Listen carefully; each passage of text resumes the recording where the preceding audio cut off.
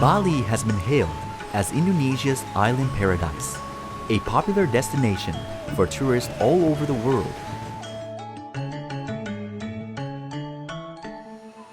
Due to its natural beauty, stunning beaches, as well as its outstanding cultural heritage and unique architecture. The island paradise of Bali's charms not only lie in its beautiful natural landscape, but also in the way of life of the Balinese that has been passed on from generation to generation for thousands of years.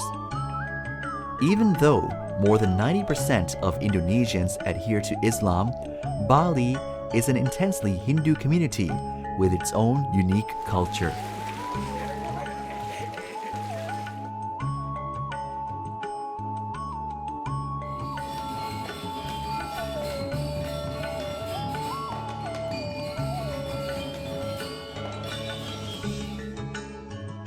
No matter how the world has changed or how many tourists have come to Bali, the strong religious beliefs, the culture, and the customs of the Balinese remain intact.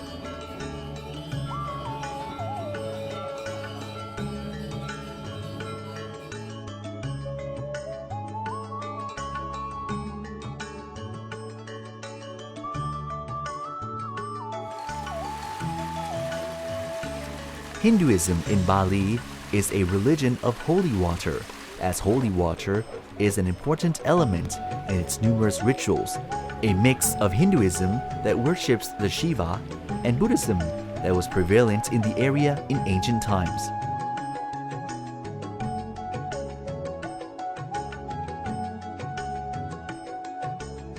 Stemming from practices in Indian philosophy that meet local rituals or animistic traditions, Balinese Hinduism differs greatly from Indian Hinduism.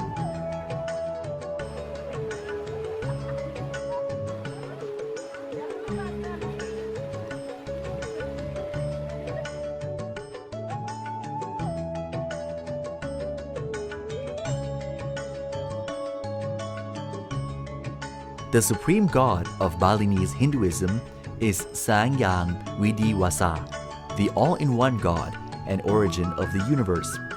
The Balinese also believe that the gods create and sustain life, that they represent peace, bless human beings, and inhabit on the mountains.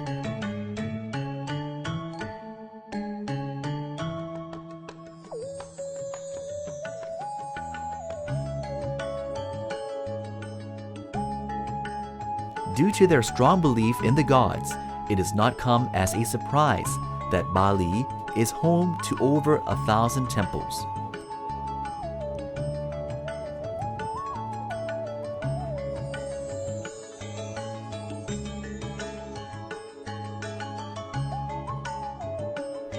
We will also often see banana leaf trays filled with fresh flowers, candles, and incense placed in front of homes and in the streets as floral offerings across the island.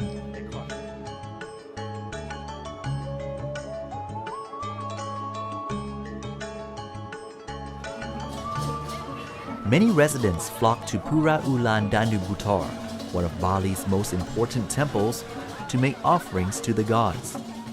The temple is believed to be a holy place where humans can contact the gods.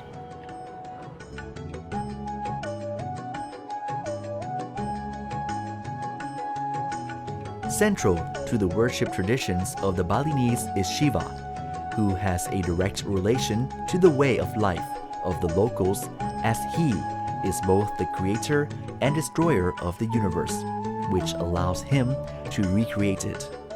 The Balinese also worship the other two gods, Brahma, the creator, and Vishnu, the preserver.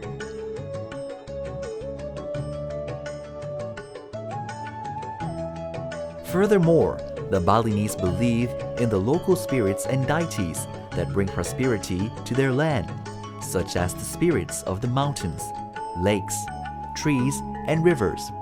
They also respect their ancestors in the same ways as they do these spirits and deities.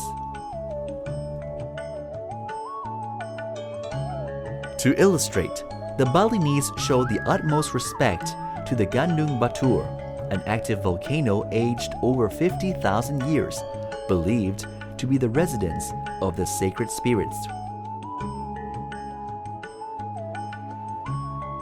As well as Lake Batur, Bali's largest lake, located adjacent to Gunung Batur, believed to be inhabited by the goddess of the lake.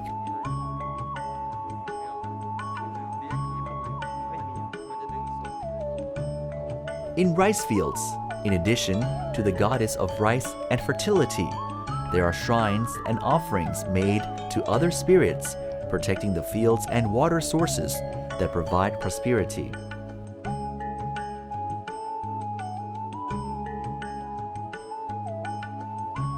Found in the houses of many Balinese is a shrine area used in the worshipping of gods. The Balinese believe the shrine will protect residents of the house from harm and bring them happiness.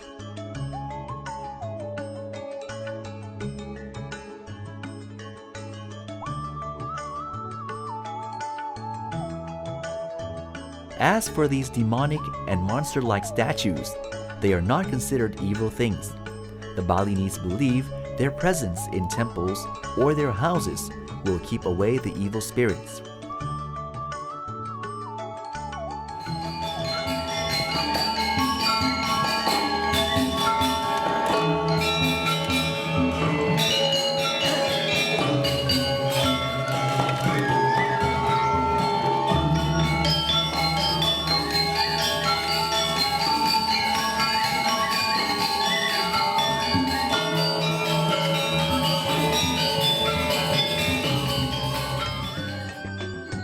Although Bali has been threatened by the tourist industry for many decades, the ancient way of life of the Balinese remains largely intact, with a strong sense of community and the balance and harmony between the realms of the humans, religions, and nature.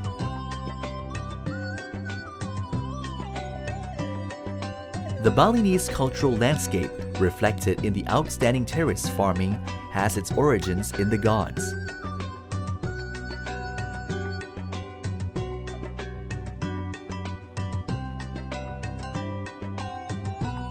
Subak, or the irrigation system allocating water via canals and weirs to rice terraces, dated back to as far as the 9th century. It reflects the philosophical concept of Trihita Karana, which emphasizes the balance and harmony between the realms of the human world and the gods, between the humans and between the humans and nature. This is an aspect of the localized Hinduism born of a cultural exchange between Bali and India over the past 2,000 years. Subak is similar to a cooperative system that incorporates religions, local beliefs, agricultural technology, culture, and local politics by designating a shared area like a village governed by local residents. There is a religious site called Water Temple, a center for distributing water via canals and weirs, encompassing over 19,500 hectares across Bali. An example is the Royal Temple of Pura Taman Ayun, built in the 17th century for the conduct of royal rituals of the kings in the Mengwi dynasty. It is considered a water temple with the most outstanding, largest architectural edifice on the island.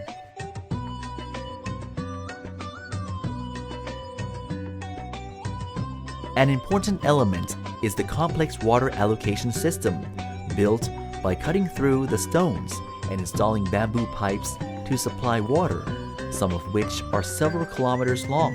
As such, they require the care of specialized maintenance workers, especially in allocating water to the highest parts of the terrace farms, from where the water will flow down the water paddy fields. One subak system may encompass a few rais or thousands of rais of land, members of which consist of farmers, owners of agricultural land in a particular subak system, will collectively manage the water system for agricultural use through a common agreement that comprises four main conditions, namely Members will harvest rice according to a farming schedule collectively agreed on in advance. Members must help each other to preserve and maintain the irrigation system, keeping collective interest in mind.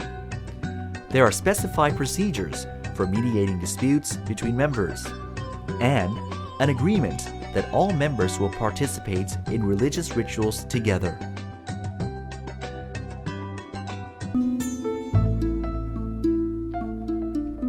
After World War II ended, Bali was not much different from the island of Java.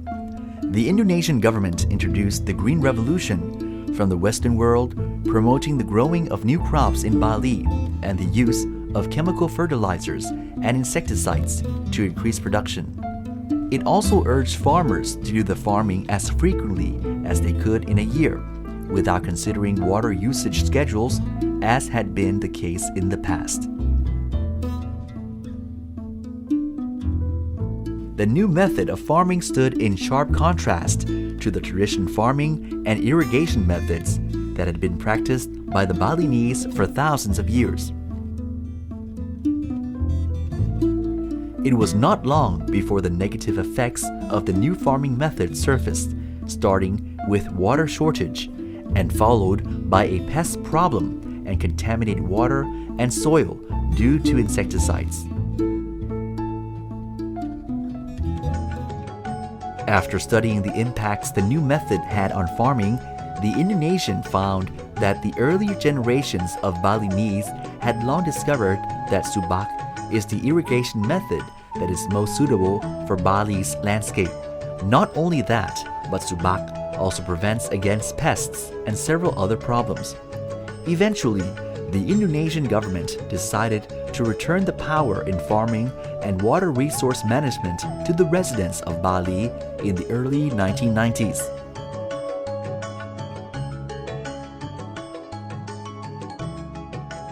Thanks to its ancient wisdom that focuses on retaining the balance, leading to farming practices that are egalitarian and democratic in nature, the Balinese are today the biggest rice producers in the archipelago, despite the challenge of supporting a dense population.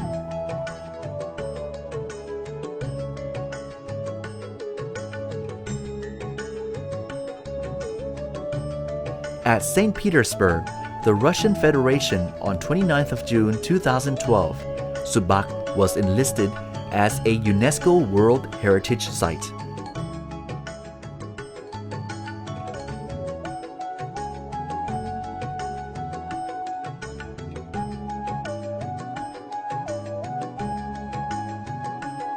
Subak, therefore, reflects the concept of sustainable community development that has proved to be successful for thousands of years, with local beliefs and religion as its center.